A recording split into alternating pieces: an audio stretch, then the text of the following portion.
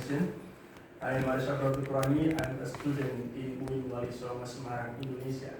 So here I will present my working process about humanitarian Islam. It is a new concept introduced by Nahdlatul Ulama. It is not Islam Nusantara, but it is humanitarian Islam. So they want to challenge. Their Muslim image in the Western perspective, because through Pew Research Center research, the image of Muslim by the Western people is 58% of Western see Muslim as fanatical, and 50% see Muslim violent, and 39% Western see Muslim as arrogant. So Nahdlatul Ulama want to challenge this image, and they introduce concept of humanitarian Islam.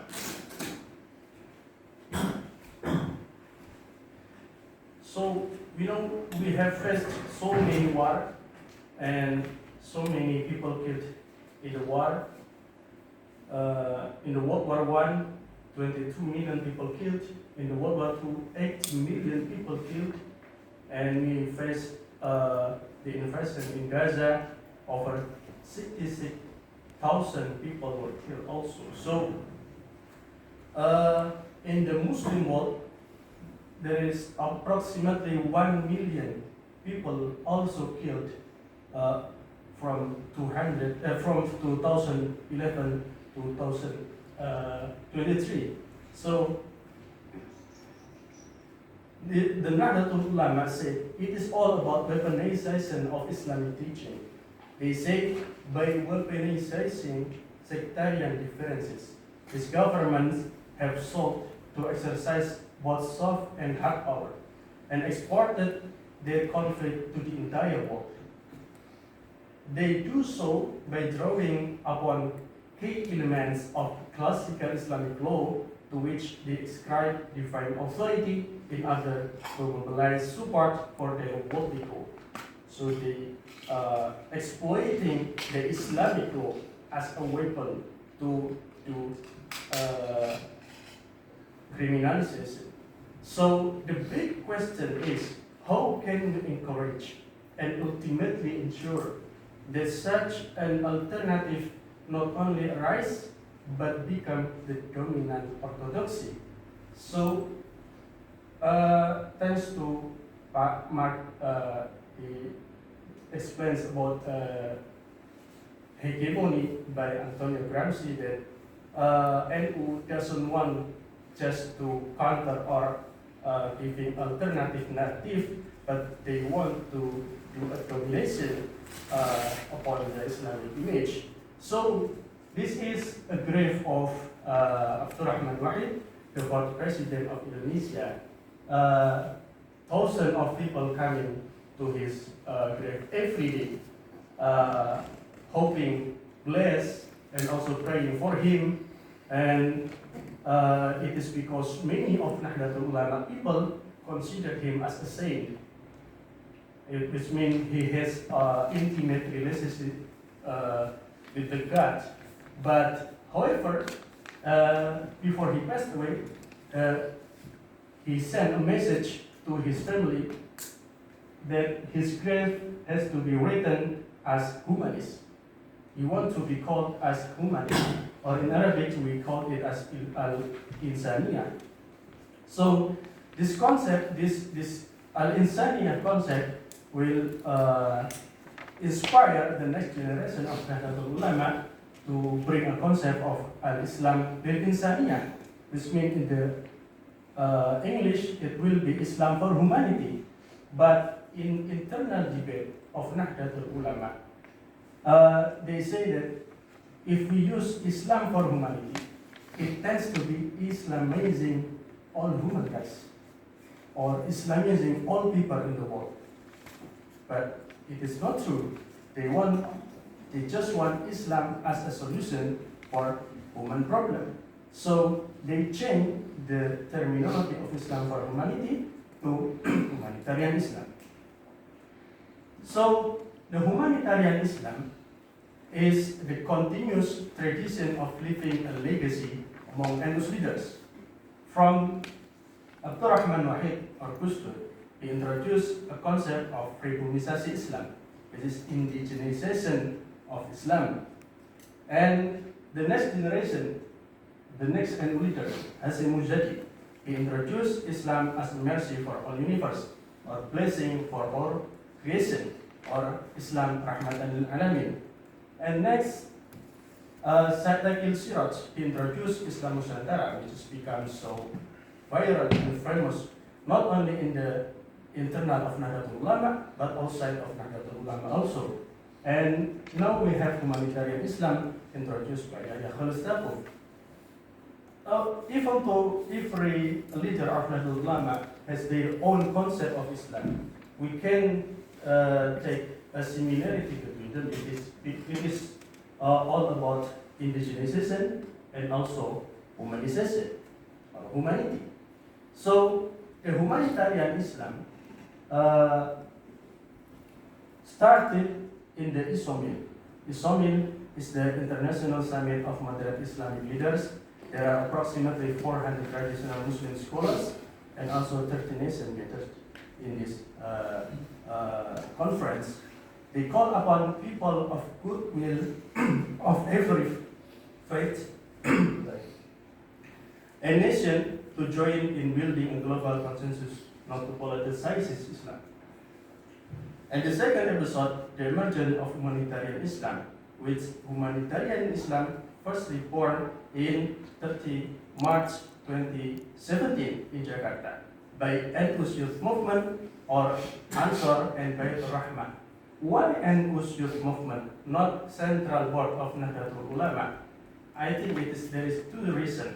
The first one, because in the same time, Nahdlatul Ulama, the Central Board of Nahdlatul Ulama, still mainstreaming the concept of Islam Nusantara.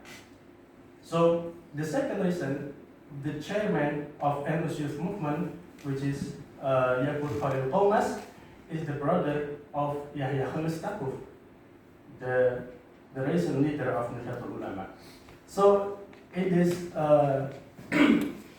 gathering Alisa Wahid, the daughter of Abdurrahman Wahid, and Putri Guntur Soekarno, the daughter of Soekarno, presented the Sri Ayatis legacy.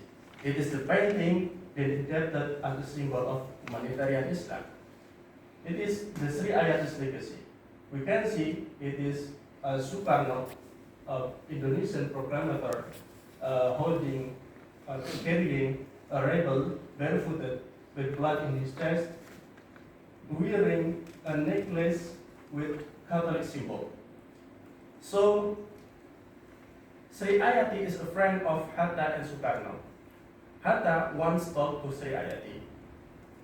Even though Soekarno and Hatta have so many different arguments in major topic, but they have one point in which they are wholeheartedly agreed that while a majority of those who fought for Indonesian independence might have been Muslim, countless martyrs of the war for independence were Christian, Hindu, or Buddhist. So they have a equal right to all.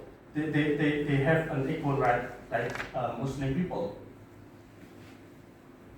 So the third episode of humanitarian Islam is in the first Global Unity Forum Declaration by Gerakan Pemuda Ansor or Youth Movement in 12 May 2016. They call for an end to conflict in the name of religion and for qualified ulama to carefully examine and address those elements of fiqh that encourage segregation, discrimination, and violence. So we can see that humanitarian Islam emphasizes on fiqh or classical Islamic law because this is the easiest way to weaponizing the Islamic teaching. So the fourth episode of humanitarian Islam, it is a declaration of humanitarian Islam by NU's youth movement. It is in 2017. They questioned the Muslim churches either to create the long-lost ideal of religious, political, and territorial unity beneath the banner of caliphate, or to develop a new religious sensibility that reflects the modern civilization and emerges a truly just and harmonious world order. So the last episode of Humanitarian Islam is G20 Religion Forum. So NU Nahdlatul Ulama creating their own stage in the G20 Forum called R20. The R20 held on Bali on 2 until 3 November 2022. There are 338 leaders from 32 countries gathered in this forum. Some people criticize this R20. They say the G20 countries seems to be placing religion in private sphere. But in contrast, the 20% want to bring the religion in the public sphere. So it is like a different vision by G20 and also R20. So in the humanitarian Islam concept, NU has a critical attitude toward Muslim world. Various Middle East governments have exploited religious differences and sects without regard to consequence thereof for humanity. The spread of religious extremism is contributing to the rise of Islamophobia. To mobilize Sunni Muslims in opposition to Iran, Saudi Arabia has unleashed a demon upon the world, and Saudi confidentially support the ultra-conservative Sunni movement and the spread of terrorism worldwide.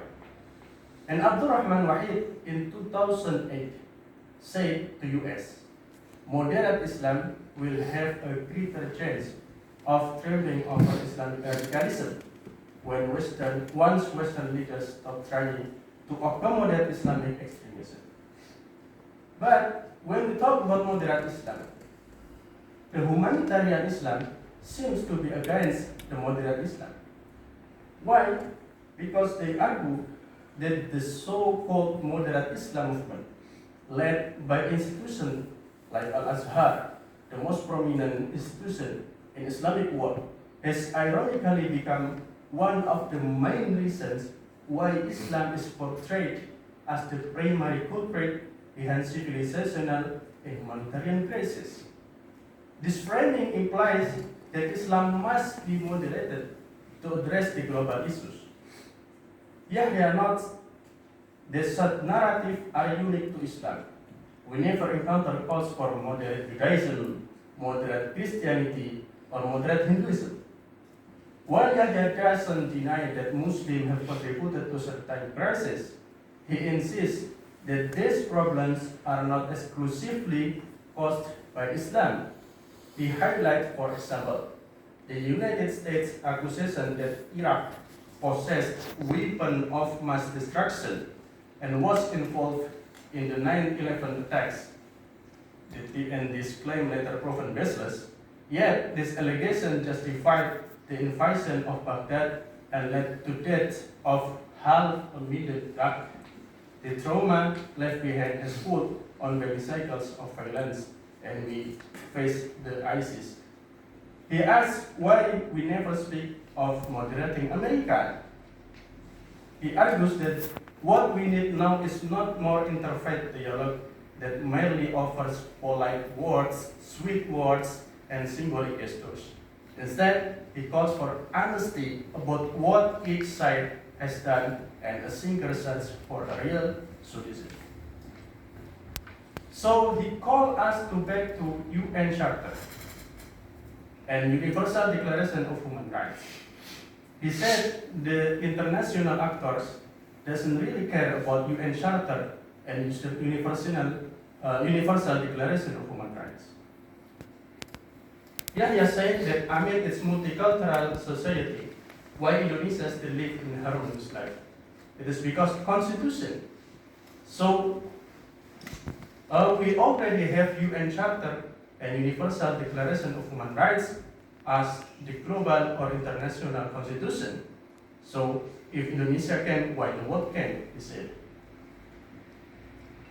So my concluding thoughts is the counter and alternative narratives alone are insufficient. What is needed are deliberate efforts toward counter-dominance and counter-hegemony. NU is attempting to resist the domination and hegemonic influence of the Middle East in shaping the global image of Islam. However, they have paid relatively little attention to grassroots engagement regarding the humanitarian Islam discourse, reinforcing the perception that this initiative is largely elitist and directed outward toward the international community rather than inward. Within academic and scholarly forums, humanitarian Islam remains a relatively underexplored topic, despite the publication of dedicated volume edited by Rudiger and Katarina. As the first and leader of the organization's second century, Yahya is striving to bring NU into the global arena. Nevertheless, NU must also remain attentive to domestic challenges. Recent major issues such as August 25 demonstration, corruption scandals, and the rise of online gambling demand sustained internal attention and response. Thank you very much.